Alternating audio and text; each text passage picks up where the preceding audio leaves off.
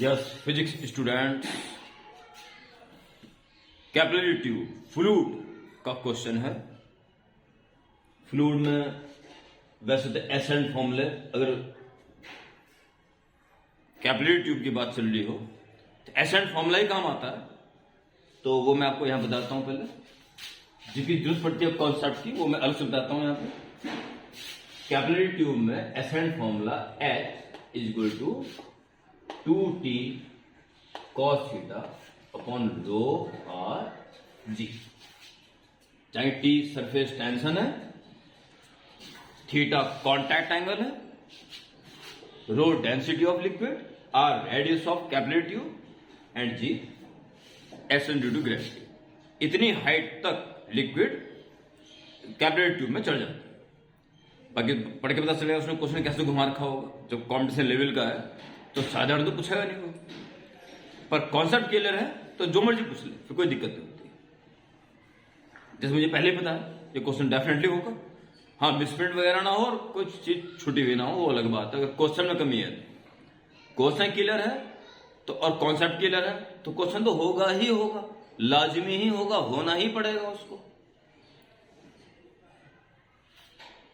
Question the lower and, मैंने दिखा भी दिया आपको, आप पॉज करके क्वेश्चन पढ़ सकते हैं। The lower end of capillary tube of radius are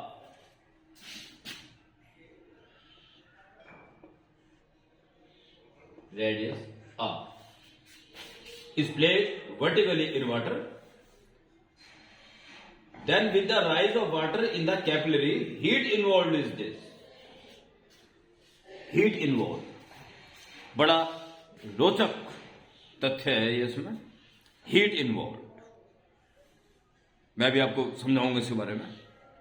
heat involve where H is the height of capillary rise, J is the joule mechanical equivalent of heat.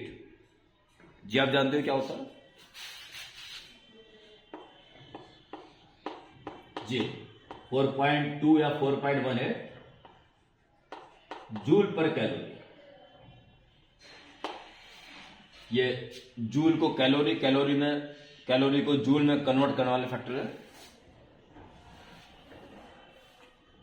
1 calorie is equal 4.2 या 4.18 joule.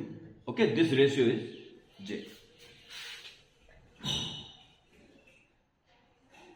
Rising D is the density of water. ये रो is उसने density D दी हुई है। Find N, यानी ये उसने heat involve लिखी है, ये हमें निकालनी अपने पर्पज से, अपने हिसाब से, तब पता चल जाएगा N की जगह हमें क्या नजर आएगा वहां पे। Heat involve. देखो प्यारे बच्चों, ये जो मैंने, जैसे कि मूल कॉन्सेप्ट जानना जरूरी होता है। ये जो मेनिस्कस बना है तो सरफेस टेंशन का काम होता है इस सरफेस को मिनिमाइज करना, यानी फ्लैट करने का प्रयास करना। फ्लैट करने के लिए इस लेवल में ऊंचा उठाएगा ताकि फ्लैट हो जाए। ऊंचा उठाएगा तो वो भी ऊंचा उठाएंगे, क्योंकि वो एडहेसिव फोर्स वाटर और ग्लास का ज्यादा मेनिस्कस तो बना रहेगा, पर लगातार ऊपर उठने का प्रयास होता रहेगा मिनिमाइज करने के लिए, एरिया को मिनिमाइज करने के लिए। यही सरफेस टेंशन का रोल होता है, यही इसका फंक्शन होता है। लिहाजा इसका ऊपर चढ़ता चल जाता है। सरफेस टेंशन के कारण ऊपर चढ़ रहा है, कुल सरफेस टेंशन कितना वर्क कर ले रहा है, यहां तक आता है, ये हमें निकालना है। ये सारा वर्क डेफिनेटली ही जो पोटेंशियल एनर्जी उसकी इंक्रीज हुई है उससे भी ज्यादा है। तो जो भी सरफेस टेंशन ऊपर लाने में वर्क कर रहा है उसका एक हिस्सा तो उसकी पोटेंशियल एनर्जी बढ़ा रहा है, बाकी जो बचा हुआ हिस्सा है वो है हीट इन्वॉल्व, वो हीट के रूप में बाहर निकलेगा। ये एक बड़ा कॉन्सेप्ट है, बहुत अच्छा कॉन्सेप्ट है, heat involve. Heat involved is equal to total work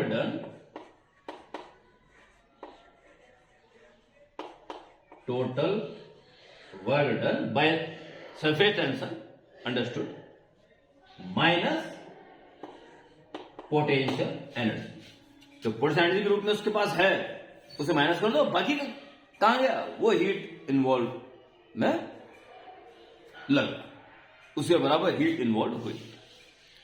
ये कॉन्सेप्ट है जी। अब आप इसको कर सकते हो आराम से, ठीक है। एच की हमें इसकी वैल्यू जरूरत नहीं पड़ेगी, उसने एच की फॉर्म में आंसर है, यानी सरफेस टेंशन उसे नहीं दिया हुआ पूरे क्वेश्चन में, तो इसकी हेल्प से हम सरफेस टेंशन उठाएंगे बस। तो मुझे लगता है किसी और कॉन्सेप्ट की इस क्वेश्चन में जरूरत पड़ेगी। So now start. तो एच हाइट तक ये चढ़ चुका है, एसेंट हाइट। तो पहला काम हमारा होगा, we have H is equal to 2t cos theta अपन रो की जगह से डी दे रखा है, डी आर जी, आर आ रही है और जी, टी सरफेस टेंशन और थीटा कांटेक्ट एंगल, बाकी सब दे रखा है। ओके, तो इससे जैसे जरूरत पड़ेगी हम देख लेंगे। इक्वेशन 1। अब अपना काम करना शुरू करते हैं। टोटल वर्क निकालना है, पोटेंशियल एनर्जी निकालना है। पोटेंशियल एनर्जी निकल जाएगी क्योंकि इसका मिड पॉइंट ये पड़ेगा सेंटर ऑफ मास, वो h/2 हाइट में देखने को मिलेगा। तो इतना मास h/2 उठाने में कितना वर्क करना पड़ा, या mgh, पोटेंशियल एनर्जी आराम से निकल जाएगा। मास चाहिए इसका, जी होता ही है, और h सेंटर ऑफ मास की डिस्टेंस, यानी ये तो निकला है, बस वर्क डन है सारा निकालना। तो देखिए कैसे निकालता है। इसको जो ऊपर खींचेगा, ये जो आर रेडियस में ये जो सर्कमफेरेंस बनेगा, ये जो सर्कमफेरेंस बनेगा जिसकी टोटल लेंथ 2πr हो जाएगी, इस पे जो सरफेस टेंशन लग रहा है वो ऐसा लग रहा है, टेंजेंस, और 3D में चारों तरफ ऐसे ऐसे ऐसे।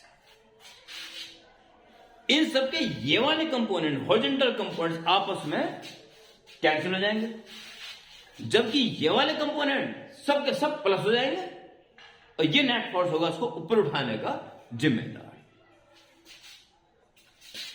तो कौन सा, देखिए, टेंजेंट सॉलिड से इनसाइड एंगल बनाती, ये होता है कांटेक्ट एंगल। ये वर्टिकली अपोजिट होगा, यानी टी का कॉस कंपोनेंट्स को ऊपर उठाएगा।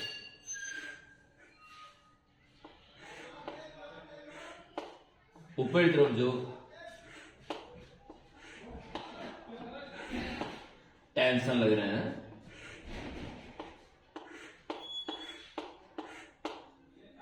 ये सरफेस टेंशन का कॉस कंपोनेंट, और साइन कैंसिल हो जाएंगे। तो टी कॉस थीटा और सरफेस टेंशन होता है यूनिट लेंथ पे लगने वाला फोर्स। यहां 2πr लेंथ है, तो इंटू 2πr,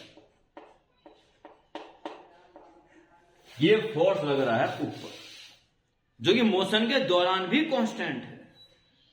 तो कितना वर्क कर लिया गया,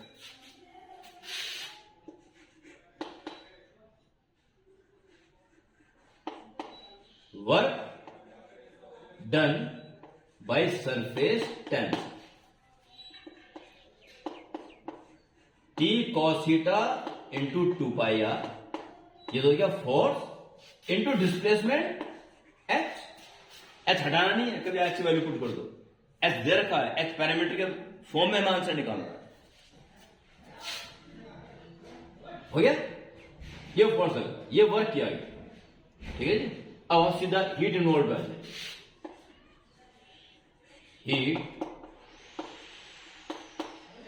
इन्वॉल्व इज इक्वल जो भी वर्क करना पड़ा और उसमें से पोटेंशियल एनर्जी जो अब तक हो चुकी है उसे माइनस कर दो, बाकी सब हीट इन्वॉल्व। कितना वर्क करना पड़ा, देखिए इसको एक काम कर लीजिए, 2t cos थीटा को अलग लीजिए, 2t cos theta, 2t cos theta, बाकी पाई आर एच अलग कर दीजिए, और 2t cos थीटा की वैल्यू ये हो जाएगी, ठीक है। इस काम को यही कर लीजिए, कर लेना चाहिए यहीं पे, H D R G H D R, ये इसकी वैल्यू आ गई। और pi R H, pi R square हो जाएगा, एच स्क्वायर, ठीक है। तो वर्ग आ गया pi D G R square H square, R square H square plus potential M G H. इसमें जो मास होगा पहले लिख दो एम जी, और हाइट कितनी है, इसका सेंटर मास यहां पर h/2, इतना मास h/2 हाइट पे ले आया गया। ये पोटेंशियल एनर्जी इन्वॉल्व होगी, इसे माइनस कर दो, बाकी सब हीट इन्वॉल्व है जो निकलने जा रही है। Pi D G R square H square minus mass की बात करते हैं। मास देखिए पाई आर स्क्वायर तो एरिया हो गया, इंटू एच वॉल्यूम हो गया, into density, volume into density mass हो गया, उस मास से चाहिए, और into G into h/2। Pi D G R square H square minus pi D G R square H square upon two, R square H square upon to, यानी ये जो है इसका जस्ट हाफ है, तो इसमें से इसका हाफ माइनस तो हाफ बचाएगा। तो हीट इन्वॉल्व आ गई उस फॉर्मूले जो फॉर्मूले में लाना है, पाई आर स्क्वायर